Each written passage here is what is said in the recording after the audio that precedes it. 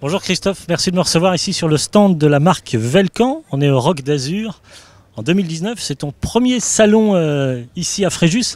Comment vas-tu? Bonjour Maximilien, oui c'est la première fois qu'on expose notre marque Velcan. On est heureux d'être ici. Ok, alors on est sur du VTT semi-rigide ici. Est-ce que tu peux nous présenter ce vélo?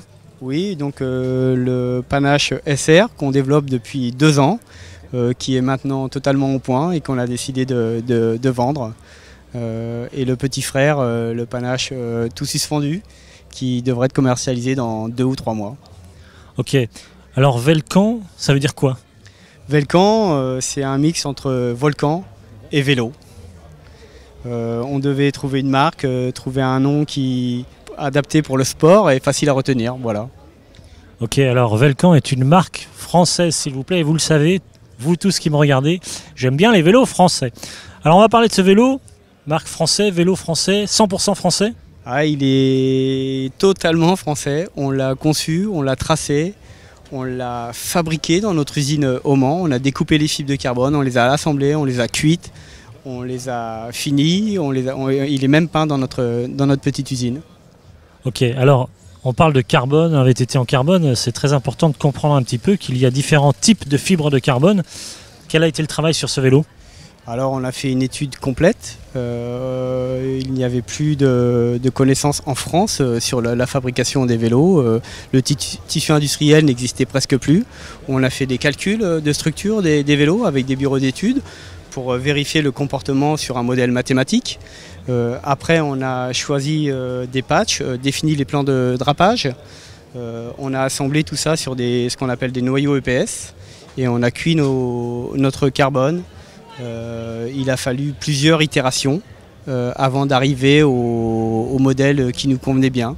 Les cadres sont faits essentiellement avec des résines, avec des fibres et des résines très haute rigidité. On a sur le bas du cadre des résines au module, sur le haut du cadre des résines un peu plus souples et même des fibres autres que le carbone pour donner la souplesse que l'on souhaitait. Ok, donc c'est finalement une rigidité dans le bas du vélo pour apporter plus de rendement et de la souplesse dans le haut du vélo pour apporter du confort. C'est ça, comme tous les praticiens connaissent bien, il faut que lorsque l'on pédale, le vélo ne se déforme pas trop pour en transmettre toute l'énergie du pédalage sur la roue arrière. Et ils font quand même un minimum de confort pour les sorties longues, voilà, pour que ce soit agréable. Ok, alors on a le tube de direction ici et le boîtier de pédalier, tout ça c'est plus rigide, c'est ça sur le bas, et ici toute cette partie là est plus souple? C'est ça, c'est ça. Tout le tube, ce tube là est avec une fibre au module et le haut-banc aussi. Alors qu'est-ce que tu appelles fibre au module? Les fibres de carbone, il y a 3 types utilisés dans le cyclisme. Il y a le haut module, le module intermédiaire et la fibre haute rigidité.